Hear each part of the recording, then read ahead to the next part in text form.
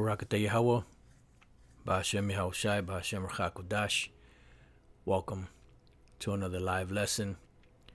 Barakatah This Yahweh. one is and have made of one blood all nations.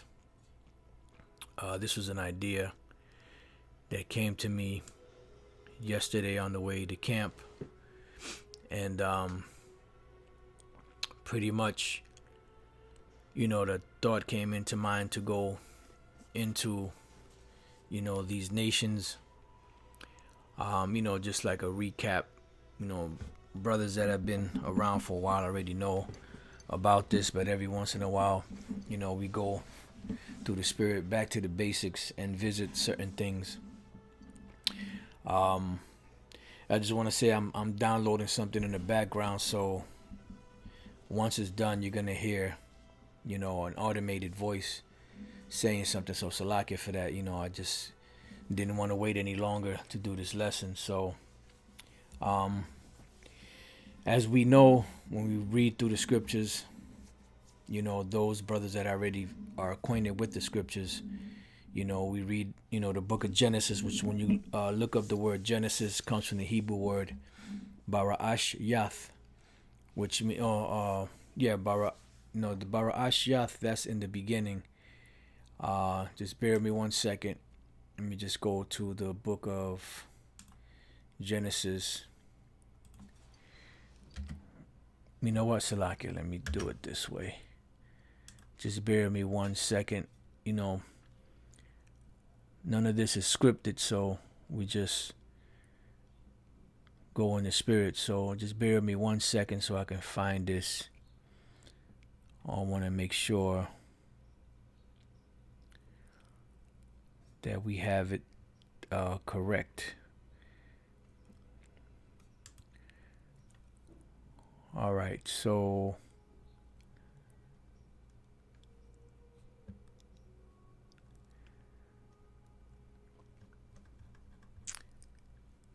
let me do it this way. Hold on 1 second. Salakia for this.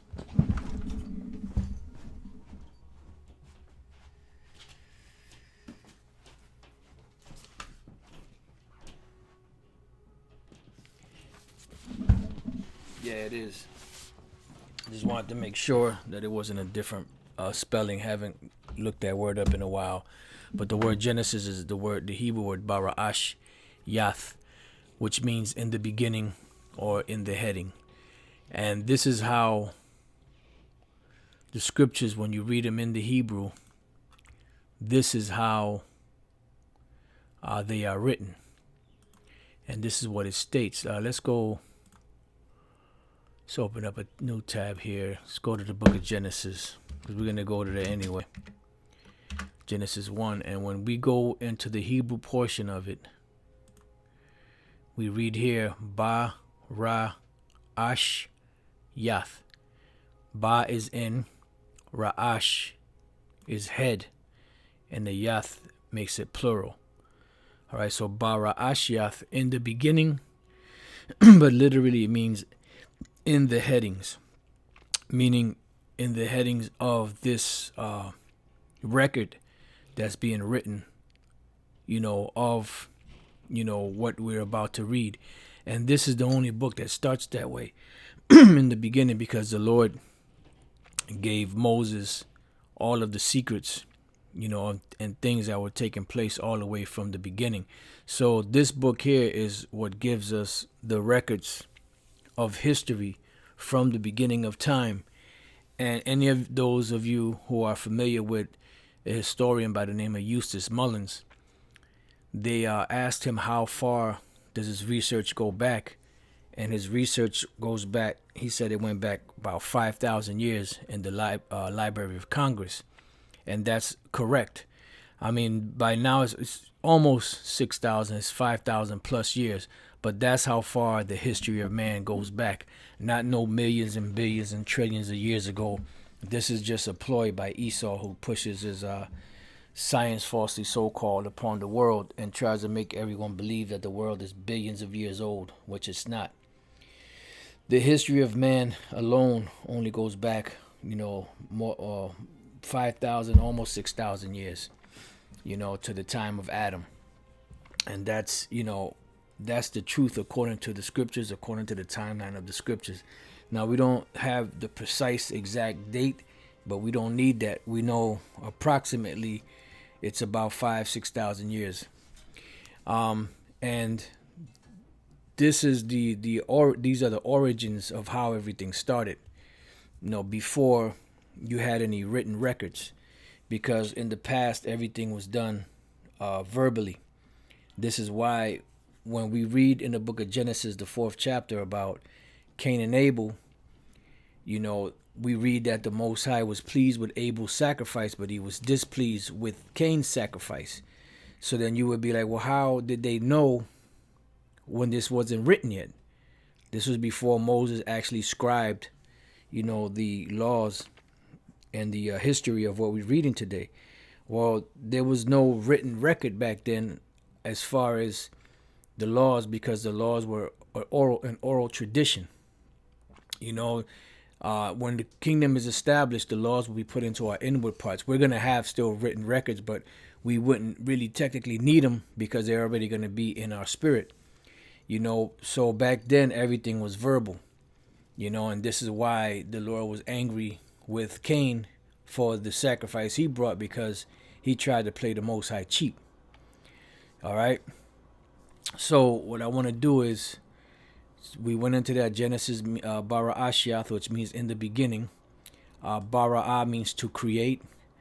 Alahayim, Allah is God, and the yum at the end makes it plural. So Alahayim are gods, plural. Ath is a Hebrew, 2 Hebrew words or letters that exemplify or that tell that this that we're reading actually happened. This definitely happened. This is as they call it, definitive accusative, or definite accusative. Ha Shemayim. Ha is the. Shemayim is heavens, which the word Shemayim, when you break it down, as far as heavens are concerned, the Shah is of, or which, or that which pertains to, and Mayam is water. So that which pertains to the waters, because what Yahushua and the angels were doing were pretty much manipulating the elements of that are in just in space period, and bringing them together to create what we see today. The waters and the earth and the trees and the people and the animals and all of that. It says wa'ath, and definitely ha-arataza. Ha is the, arataza is earth. All right. So these are the origins of the beginning of creation and how everything went down. Now, I didn't really want to, but that was the Spirit made me go there, because I was going in another direction to start in another scripture, but the Spirit wanted me to go here to explain that, because brothers that have been in this for a while, they know how to break just this first verse down. All right. But there's people that are coming in now that don't know, so we have to go into that also. And when we read here the word God here is singular. It should have been gods, because the Most High is a singular power. The Most High, he's the ultimate power, but he has Yahushua and the angels, that are under him. And this is who created all of this, under the orders of the Most High Yahweh, who gave them the blueprint. And they took the blueprint and pretty much followed the blueprint and the diagram that the Most High gave them, word for word. They didn't deviate from it. So every time one day would pass, it would say in the evening and the morning was the first day, and it says in the powers or the gods or the Alahayim saw that it was good, meaning it was according to the plans of the Most High. There was no deviation from it. Okay, so now let's put this over here, and let's go to Acts 17 and 22. Now, what we're dealing with here is the descendants of the earth. When the earth was first created, as we're going to read, there were many people created at the same time. And in process of time, man became so wicked that the Most High destroyed the earth by a flood. When we read the book of Genesis, the 8th chapter, and before that, it actually starts in the 6th chapter. And this is why the Lord told Noah to build an ark, of gopher wood, because there was going to come a great deluge, which the word deluge is a fancy way of saying flood. And pretty much Noah, his 3 sons, and their 4 wives were the only ones that were saved, along with the animals and birds and different things, different species of animals.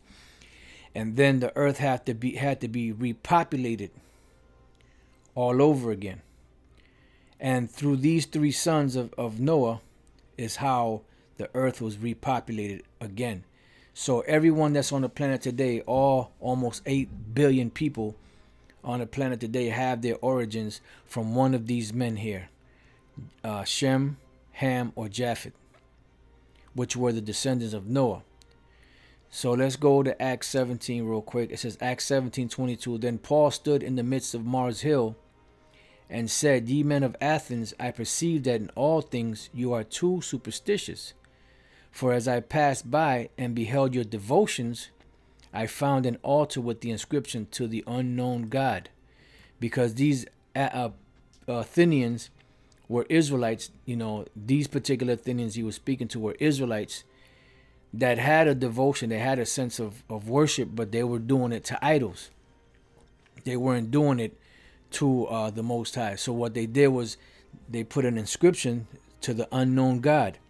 It says, Whom therefore you ignorantly worship, him declare I unto you. The Most High that made the world and all things therein, seeing that he is Lord of heaven and earth, dwelleth not in temples made with hands. It says, Neither is worshipped with men's hands, as though he needed anything, seeing he giveth to all life and breath and all things. So this is why when people get caught up in saying that, well, if you don't come into this building or through this building, you can't be saved because this is the building, this is the only way it's going to be done, blah, blah, this, that, and the other. The Lord don't dwell in temples made with hands. The temple of the Lord are the Israelites, the bodies of the Israelites. That is the temple. That's what the Lord said, to maintain your temple clean. All right. But that goes into another topic. It says, and hath made of one blood, because all men on the planet Earth have only one type of blood, meaning it's red blood. Not that, where everybody's O positive or A whatever, however, that whole situation goes. But meaning that one blood is in every individual out there, and all were made of one flesh, one blood. And after the flood that destroyed the world at the time and the people that were in it, Noah and his three sons which repopulated the earth, their lineage went back to Adam. It says, and have made of one blood all nations of men to dwell on all the face of the earth, and have determined the times before appointed and the bounds of their habitation. So he gave them land, and he gave them a time to rule. And this is why we read about the different nations that came and that went, that ruled for a certain period of time and then fell from that rulership. Okay? But the point here is that he has made of one blood all nations. So when people read this without understanding, especially these wacky tacky Christians, they think that this means that all people are created equal. And this is not the case. Because if all people were created equal, there would be no need for a separation. So when we go back to the origins, to the book of Genesis, Genesis 1:1, in the beginning, God created the heaven and the earth. Bear with me 1 second.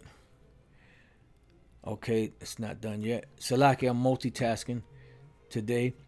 When we go back to the beginnings of the records, we read about how the heaven and the earth was created. And as we read through here, it gives us a list of everything that was created blow by blow, day by day. So when we get down to the 20th verse, we're moving into the 19th verse, and the evening and the morning were the fourth day. So the fourth day was done, which when you have understanding, a day with the Most High is 1,000 years. So this is the 4,000th year of the creation, because the Most High's time frame is different from our time frame. And that could be found in the book of 2 Peter 3 and 8, I believe it is. So now what we're doing is we're going into the beginning of the first day. All right. It says, and the power said, let the waters bring forth abundantly the moving creature that hath life. So now, is not man a moving creature? Does not man have life? But see, people don't understand, because they think man was created in the sixth day, which he wasn't, because man was given order the sixth day. Because when all creatures were created, everyone was on the same level. But the Lord slowly but surely gave man the ability to reason, the ability to think, the ability to have wisdom, the ability to, and eventually the ability to speak. Which really, all animals and stuff have a form of communication, but man was the only one that was given the speech that we hear today, to be able to communicate verbally and communicate from the mind, through speech, what they're thinking. Okay. So this was the beginning of the creation of man also, and fowls that may fly above the earth in the open firmament of heaven, and the powers created great whales and every living creature that moveth. Now these great whales here this is not talking about Orca, the whale, and none of that, Dickie Mo or Moby Dick or whatever the hell his name is. This is talking about sea creatures. Let's go to great whales. The word great is gadawal. Another way of saying it is gadal, which means great, right? And then whales comes from the Hebrew word thanayan, which means dragon, serpent, sea monster. So this is a sea monster. What sea monster is this speaking about? It's speaking about Leviathan. It says dragon or dinosaur. Now you have the sea monster, which is Leviathan, and then you also have dinosaurs, which are known in the scriptures as behemoth. So Leviathan would be the one in the sea, and behemoth would be the one on earth. Sea or river monster, serpent, venomous snake. So this is when all of that was created. It was created on the same day as man was created. It says, and every living creature that moveth, which the waters brought forth abundantly, because there were many that were brought forth. Many men, many whales, fish, anything that's in the sea, every person that's on the earth, there was plenty of them created. And on top of that, the Lord told them to be fruitful and multiply. But in this society, you're given condoms, you're given, birth control pills, and many other forms of, of whatever. After their kind, and every wing fowl after his kind, and the power saw that it was good. And the powers blessed them, saying, be fruitful and multiply, and fill the waters in the seas, and let fowl multiply in the earth, and the evening and the morning were the fifth day. And this is all dealing, which we read, it's the fifth day. This was dealing with man. It was dealing with Leviathan, behemoth, the fish in the sea, the fowls in the File heaven. converted. All right, Salaki, that was what I was waiting for. So this is everything. And then somebody may say, well, it says there in the seas. They didn't say nothing about, the earth. Well, this is why we precept upon precept. Let's go to 2nd Ezra 6 and 38. And I said, O Lord, thou spakest from the beginning of the creation, even the first day, and saidest thus, let heaven and earth be made, and thy word was a perfect work. And it goes into how Yahushua and the angels moved, and started to create everything. And we jump down to the 45th verse. Upon the fourth day, thou commandest that the sun should shine, and the moon give her light, and the stars should be in order, and gavest them a charge to do service unto man that was to be made. So this was the fourth day when the Lord created the heavens. When the Lord created the sun, the moon, the stars, and the constellations of the heavens. And they said he gave charge to do service unto man that was to be made. When? Upon the fifth day. See, upon the fifth day, thou saidest unto the seventh part where the waters were gathered, that it should bring forth living creatures. Did not we read that? On the fifth day, the living creatures, fowls and fishes, and so it came to pass. So all of these things came forth, right? For the dumb water and without life brought forth living things at the commandment of the powers, that all people might praise thy wondrous works. Then, within this fifth day, didst thou ordain two living creatures, the one thou callest Enoch, which the word Enoch, or the name Enoch, goes back to the Hebrew word Chanawak, which means learnt man, and the other Leviathan. And this is the sea creature or the sea serpent that we were reading about in the book of Genesis, the first chapter. So the Lord created man, he created Leviathan, he created Behemoth, he created the fish, the fowls of the air, the creeping things, the animals, all on the fifth day. It says, and did it separate them one from the other, for the seventh part, namely where the water was gathered together, might not hold them both. Okay? Unto Enoch thou gavest one part which was dried up the third day, which is called earth, that he should dwell in the same part wherein are 1,000 hills, because this is what was given to man, the earth.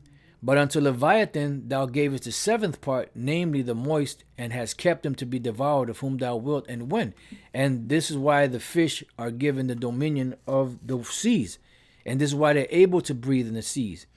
Man has to put on all different type of contraptions. And when you pull out certain animals or certain fish out of the water, they die, most of them. Because they can't breathe outside of the water, because that was the atmosphere that was given to them.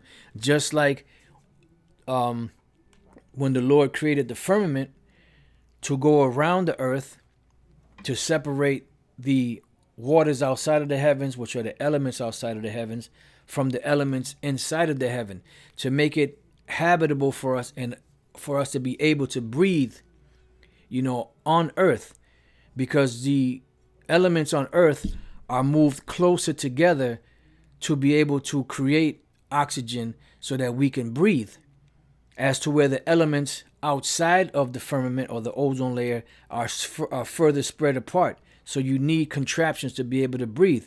And when you go into the waters, the elements are even tighter together so that the fish and the things that belong in the ocean and the seas can breathe, because that is their atmosphere to breathe in.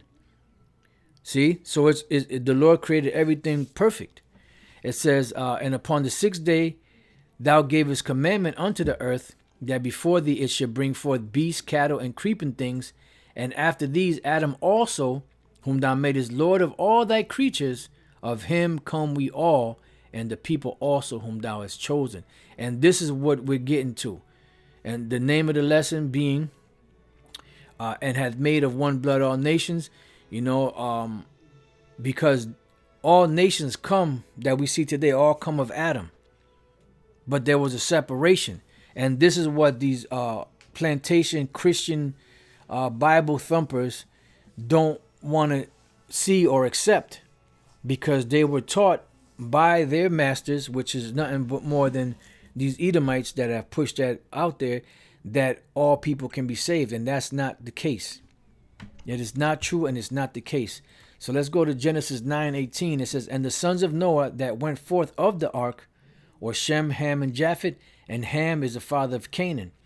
These are the three sons of Noah, and of them was the whole earth overspread.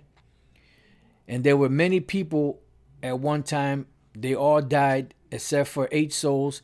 From these three sons of Noah, the whole earth was repopulated. And they were all set up. They all spoke the same dialect. They all spoke the same language, until the Tower of Babel, where the Lord separated them. Let's go from there now to the 10th chapter and the first verse. Now these are the generations of the sons of Noah, Shem, Ham, and Japheth, and unto them were sons born after the flood. So when we read from the second verse on down, this is given the genealogy of the three sons of the three sons of Noah, and how the earth was repopulated again, or repeopled. Right? It says Genesis 10:31. These are the sons of Shem after their families and after their tongues, in their lands after their nations. These are the families of the sons of Noah after their generations in their nations, and by these were the nations divided in the earth after the flood. So why was there a need for a division of the nations? Because the Most High only had one particular nation that he was going to deal with. All right. This is why we read in Deuteronomy 32:7. Remember the days of old, consider the years of many generations, ask thy father, and he will show thee, thy elders, and they will tell thee. When the Most High divided to the nations their inheritance. So the Lord divided the inheritances, which is the land masses of these different nations. When he separated the sons of Adam, because there was a separation in these sons of Adam. Yeah, they were made all of one blood. Yeah, they all came out of Adam. But there was a separation from all of these sons, because there was going to be one particular line, and through that line were going to come the people of the Most High's inheritance. So let's go to, real quick, look up the word separate.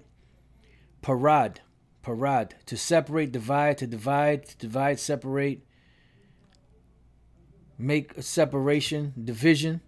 And this is why we read in Genesis the 10th chapter, when we read up above that, in the 21st verse, it says, unto Shem also, the father of the children of Eber. Now Shem was, I believe, the great-grandfather of Eber. He wasn't his direct father, because Shem had 5 sons. The children of Shem, Elam, and Asher, and Arphaxad, and Lud, and Aram. It said nothing about Eber. He was, I believe, the grandfather, or I believe he was a great-grandfather. Yeah, he was a great-grandfather of Eber. So why did it go from Shem to Eber? Because through Eber, the language of the Hebrew was going to be kept. And also through Eber, that was going to be where the line was going to continue to get unto the people that are the chosen people of the Most High, which are the Israelites. And when we look up the word Eber, the name Eber comes from the Hebrew word Ibar. And this is where you get the Hebrew language from.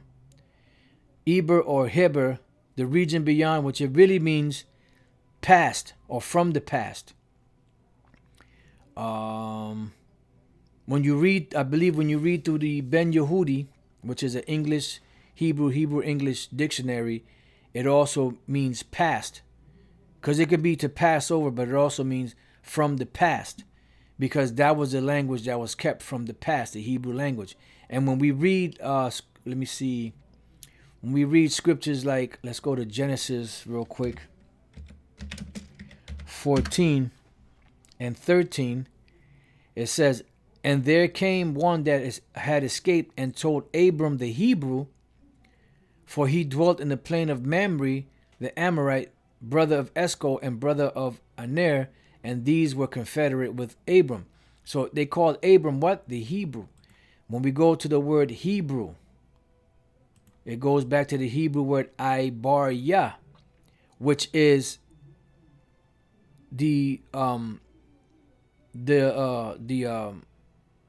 a word that can be traced back to the root word Ibar, as we read here, which is Eber. Okay? So now it says, unto Shem also, the father of the children of Eber. So we understand now why it jumped from Shem to Eber. The brother of Japheth, the elder, even to him were children born. So now it's going to give you the lineage of the sons of Shem. The children of Shem, Elam, and Asher, and Arphaxad, and Lud, and Aram. So out of these 5 sons of Shem, there was going to be one of these sons that the chosen line was going to pass through.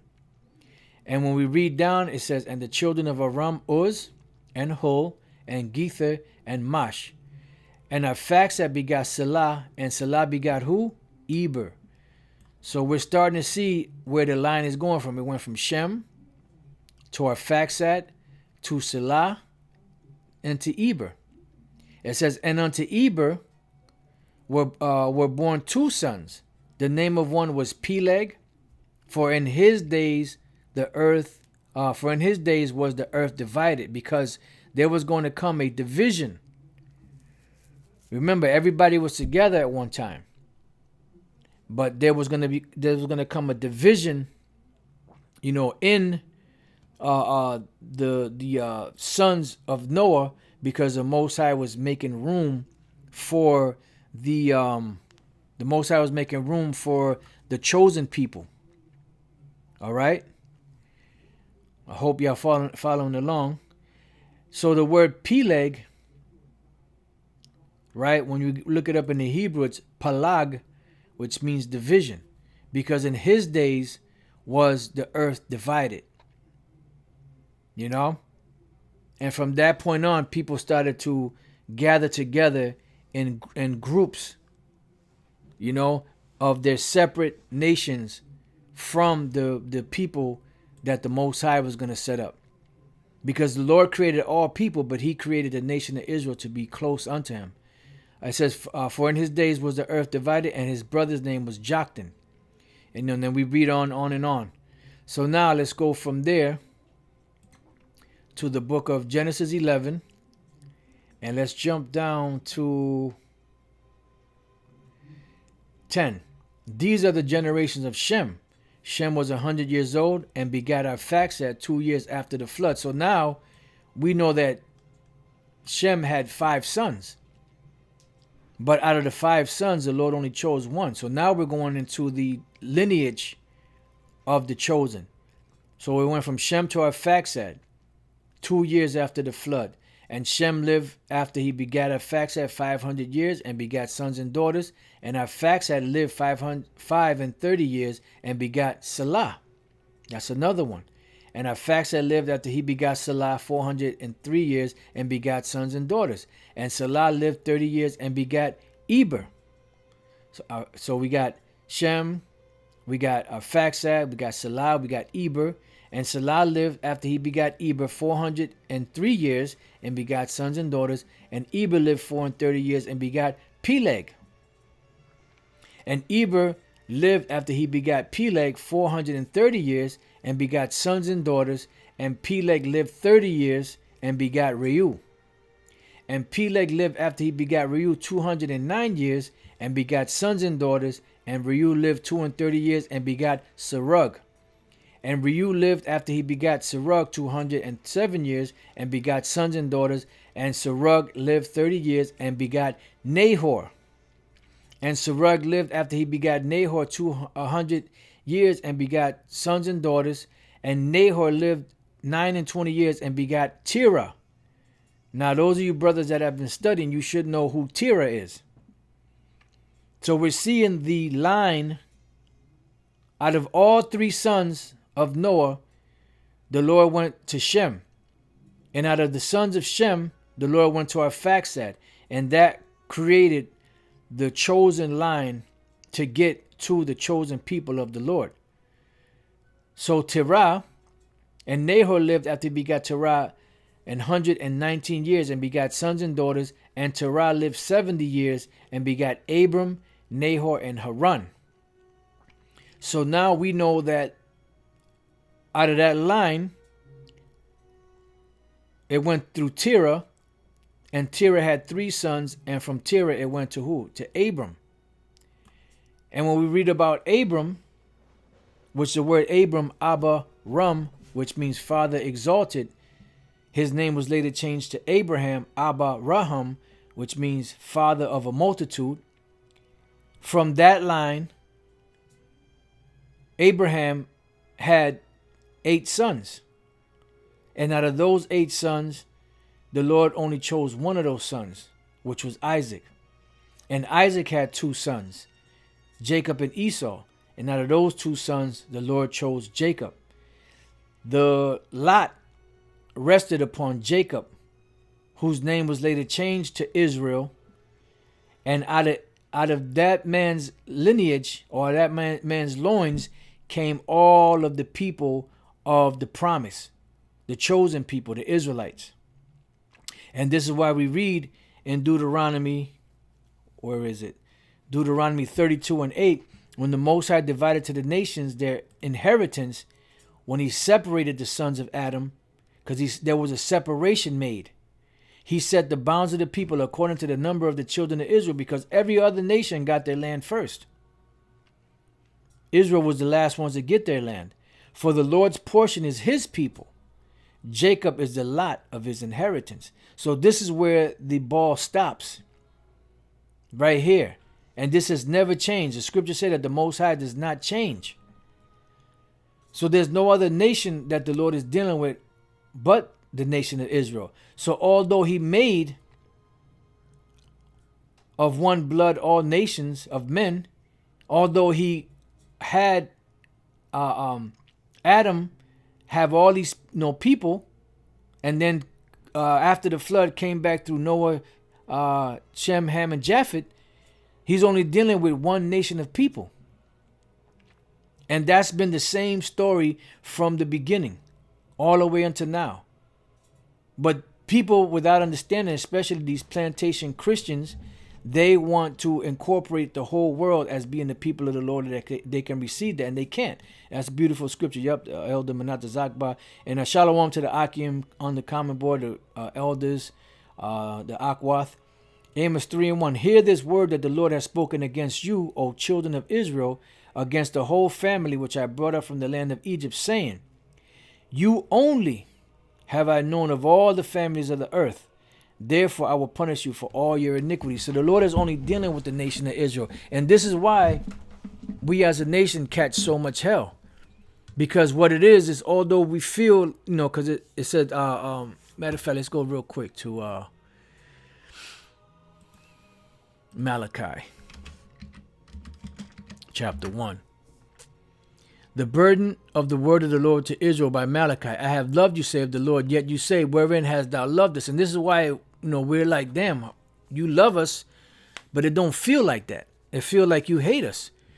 Why? Because we're constantly getting kicked in the ass. We're constantly at the lowest part, the lowest part of the totem pole, in the worst places of the earth.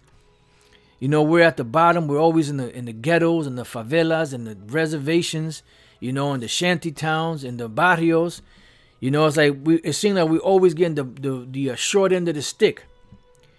But there's a reason for that. Let's go real quick to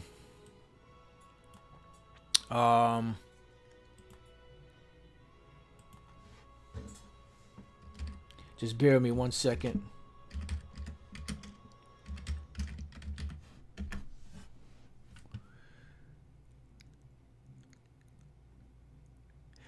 Hebrews 12:5. And you have forgotten the exhortation which speaketh unto you as unto children. My son, despise not thou the chastening of the Lord, nor faint when thou art rebuked of him. For whom the Lord loveth, he chasteneth and scourges every son whom he receiveth. So this is a constant chastisement, because we are the sons of the Most High. So he's constantly hard on us. But eventually that's going to lead to salvation, because when the whole world, when these nations, when the Most High open up on them, he's going to open up on them. He ain't going to hold back. There ain't going to be no mercy. But upon Israel, there's always a remnant that the Lord has mercy upon, because we are his people. So that's why it says, despise not the chastening of the Lord. And we all know how it feels. You have to bite down. You have to, you feel sometimes you feel hopeless and helpless, but it's all a part of the rite of passage, as they call it. But then in the long run, when you see the benefits of it, you say, oh, that's why I went through that. Okay, I get it now. But at the moment, it don't feel good. So this is how the Lord deals with us as a nation. So that's why it says, Yet you say, wherein hast thou loved us? And then the Lord answered, was not Esau Jacob's brother, saith the Lord? Yet I loved Jacob, and I hated Esau, and laid his mountains and his heritage waste for the dragons of the wilderness. The Lord, even though he jacked us up, he caused us to go into captivity. He had allowed these nations to go into the land of Israel. The land of Israel is still there. Eventually, it's going to be totally destroyed because it has to be a remake. It has to be done over again. But for the most part, the Lord broke us down, but he always left a remnant to come back. And when all is said and done, and all these nations rule, the nation of Israel, the so-called Negros, Latinos, and Native American Indians, are going to be set back up into power and get that respect back that they had, and even greater than that. Back in the days, because the scriptures say that the glory of the latter house is going to be better than the former. And we're going to get praise and fame, and be set back up into power, because we are the children of the Most High. And this is why we're reading about the different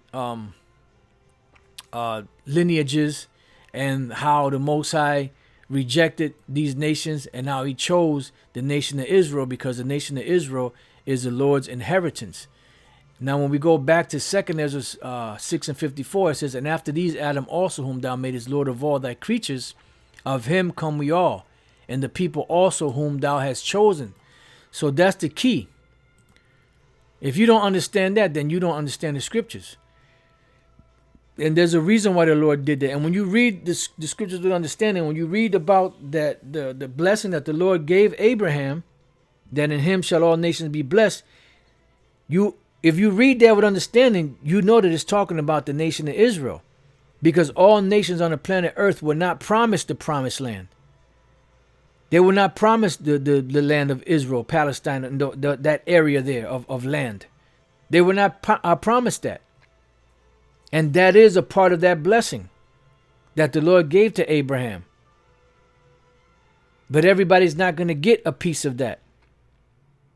Even 2/3 of Israel is going to die on this side. That's not going to make it there. But then eventually they'll come back. It says, and this have I spoken before thee, O Lord, because thou madest the world for our sakes. And he made it for our sakes. But it don't seem that way. But once it's all said and done, and the kingdom is established, then we're going to understand. As for the other people, which also come of Adam, thou hast said that they are nothing. And Elder Manatazakba just posted that scripture up a little while ago, in Isaiah the 40th chapter, how the Lord feels about these different nations. It says, but be like unto spittle, and has likened the abundance of them unto a drop that falleth from a vessel, which we read in the book of Isaiah. And now, O Lord, behold, these nations, which have ever been reputed as nothing, have begun to be lords over us and to devour us. And they have the world, beginning with Esau and the other nations. So it seems unfair. But the greater glory is that when the kingdom is established, we're going to be on top. We're going to have everything. These nations are not going to have anything. They're going to be in captivity and slavery. And after that 1,000-year period, Esau, the Edomites, will be burnt up and destroyed, and the other nations will get to govern among themselves, but they will still be always tributary to us, and they're not going to have a problem with that, because we are a fair nation and we are a compassionate nation. Esau is not. It's all about Esau. It's all about him. The hell with everybody else. He wants everybody to come groveling and throwing himself at him, and barely making it. It says, but we, thy people, whom thou hast called thy firstborn, thy only begotten, and thy fervent lover, are given into their hands. And we're still in the hands of these people, beginning with Esau. It says, if the world now be made for our sakes, why do we not possess an inheritance with the world? How long shall this endure? And it's going to happen until the Lord, takes us back and brings us back into the kingdom. Luke 21 and 24. And they shall fall by the edge of the sword, which happened in 70 AD, and shall be led away captive into all nations, which happened. We've been literally scattered throughout the four corners of the earth. And this is why we're going to come back to this. And this is why, let's go real quick to Nehemiah, I believe it is, the first chapter. And the 8th verse, remember, I beseech thee, the word that thou commandest thy servant Moses, saying, if you transgress, I will scatter you abroad among all nations. And that happened. But if you turn unto me and keep my commandments and do them, so now the Lord, there was a stipulation in the clause. And at one time we lost the names of Yahweh and Yahushai, but now we're getting them back. For what purpose? For the purpose of being able to come back and call upon him. That's why, we have the names.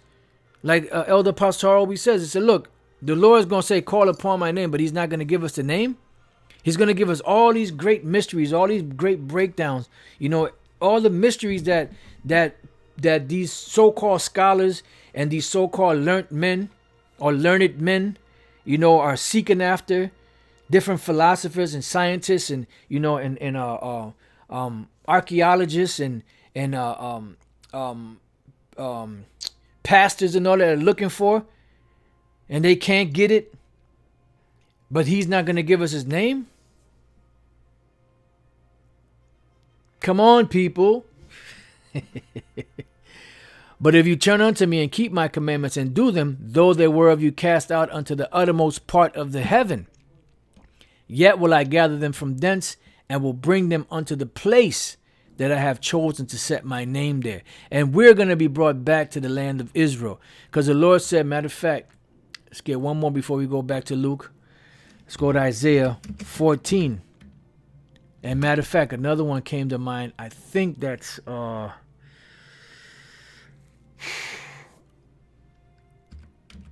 know there's one.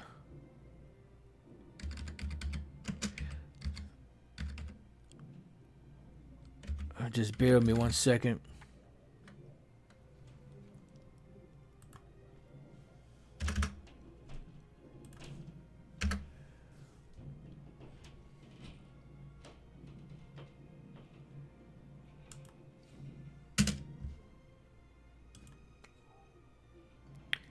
All right.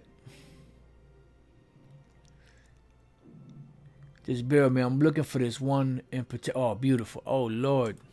All right. So,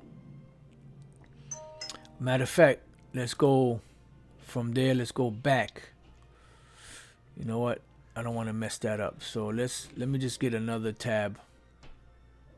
We'll go to Isaiah 14 from here. For the Lord will have mercy on Jacob and will yet choose Israel. See? So although we messed up, we broke the Lord's law, statutes, and commandments. We served idols. We just became fucked up as a nation. The Lord is still going to have mercy upon us. Why? Because he made a promise and put his name on it to Abraham, Isaac, and Jacob. For the Lord will have mercy on Jacob and will yet choose Israel and set them in their own land, and the strangers shall be joined with them. Meaning who? The Israelite foreigners that were strangers are going to be joined back to the nation of Israel, not the other nations. The other nations are going to be slaves, and they shall cleave to the house of Jacob. Why? Because they are Israelites, and they're going to be brought back to their inheritance. When we read Ephesians, the 2nd chapter, it breaks down that whole union between the circumcision and the uncircumcision, which are the Jews that knew that they were Jews and the ones that didn't know, that became heathens. And now there's a bringing back together of that. So now when we go to Ezra 3 and 11, and they sang together by chorus and praising and giving thanks unto the Lord, because he is good, for his mercy endureth forever toward Israel. Because I believe it's either Psalms 36 or Psalms 136. It keeps on saying, and for the Lord, his mercy endures forever. And it keeps on going. His mercy endures forever. His mercy endures forever. His mercy endures forever. Yes, Psalms 136, as you can see, how many times it comes up. But when we go back to Ezra, the 3rd chapter, it says that his mercy endureth forever toward Israel. Why? Because for the Lord will have mercy on Jacob and will yet choose Israel. Okay? So that's who the Lord is dealing with. So going back to Luke 21 and 24, and they shall fall by the edge of the sword and shall be led away captive into all nations. And from among all these nations, the Lord is going to bring the Israelites back. Let's read this again. Nehemiah 1 and 9. But if you turn unto me and keep my commandments and do them, though they were of you cast out into the uttermost part of the heaven, yet will I gather them from thence and will bring them into the place that I have chosen to set my name there. Now these are the servants of thy people whom thou hast redeemed by thy great power and by thy strong hand. Because the Lord is coming, Yahushua is coming to redeem the purchased possession once again, as he did in the past. Okay? Damn, brother, you drive a hard bargain, brother. Baruch 2 and 30. Brother be putting them banging precepts, man. Matter of fact, let me get the one this brother put, the bar kabash. 2 Ezra 2:28. The heathen shall envy thee, but they shall be able to do nothing against thee, saith the Lord Yahweh Bashem Yahushua. That's right. Quadar Gabar, Matthew 5:5. Blessed are the meek, for they shall inherit the earth. That's right. Baruch 2 and 30. For I knew that they would not hear me, because it is a stiff-necked people, but in the land of their captivity they shall remember themselves. That's right. And shall know that I am the Lord their power, for I give them in heart and ears to hear. That's right. And they shall praise me in the land of their captivity and think upon my name. Yeah, because at one time we went away from the Lord and returned from their stiff neck and from their wicked deeds. Damn. For they shall remember the way of their fathers which sinned before the Lord. And I will bring them again into the land which I promised with an oath unto their fathers, Abraham, Isaac, and Jacob. That's plain.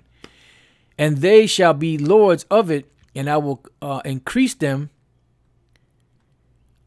And I will make an everlasting covenant with them to be their power, and they shall be my people. And I will no more drive my people of Israel out of the land that I have given them. That's right. That's right. So going back, let's see where we at to Luke. It says, and they shall fall by the edge of the sword and shall be led away captive into all nations, and Jerusalem shall be trodden down of the Gentiles, which are the actual Gentiles. That's the context of this particular verse, until the time of the Gentiles be fulfilled, meaning until the Lord is ready to take these devils down, because they were given a certain amount of time. Excuse me, to do this. All right. I'm going to read this one here and get ready to close out. Jeremiah 16:15. But the Lord liveth there. Matter of fact, where's the 14th verse? Right here.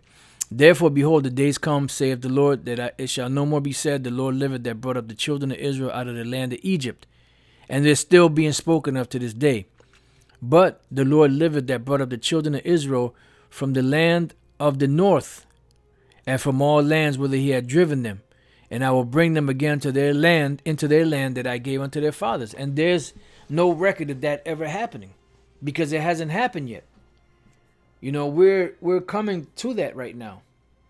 We're coming to that day when the Lord is going to come redeem us and bring us back to our land. All right. So, you know, like I said, I just had a couple of precepts, and the Spirit, you know, led it in the direction that it wanted the lesson to go, you know, but it's called, and hath made of one blood all nations.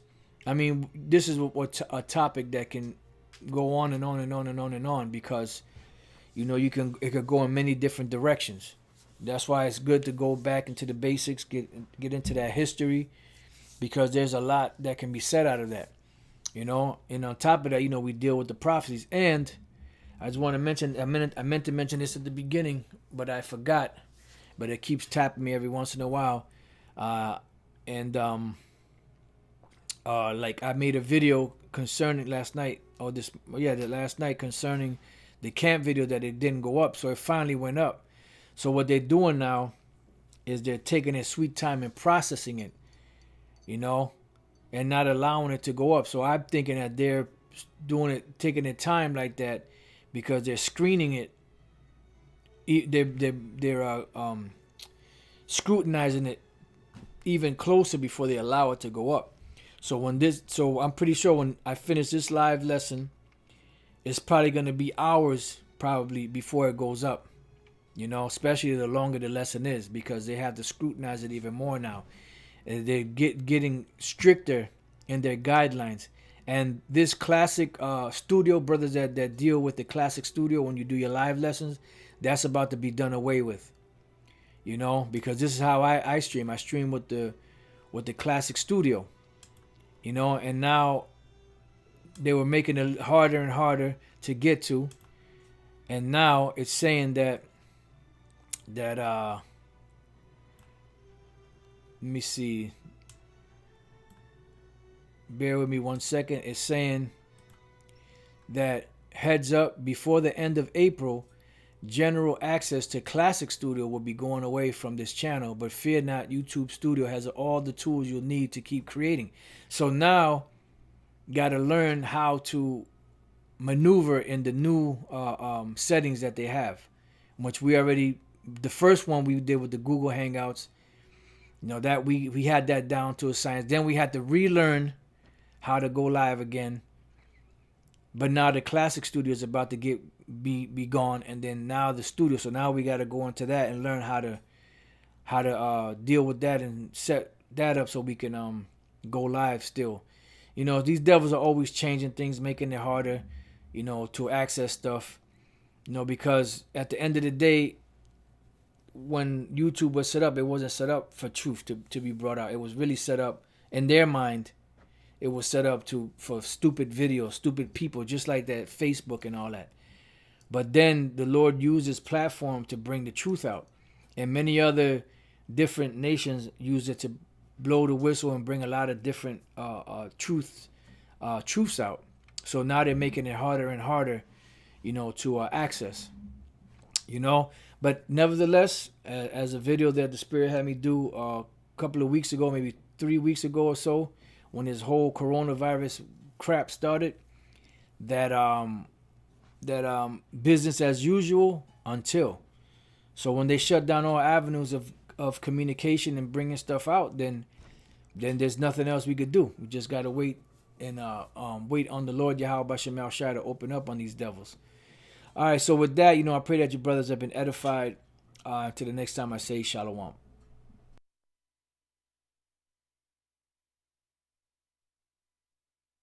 Matter of fact, where's the 14th verse? Right here. Therefore, behold, the days come, saith the Lord, that it shall no more be said, the Lord liveth, that brought up the children of Israel out of the land of Egypt. And they're still being spoken of to this day.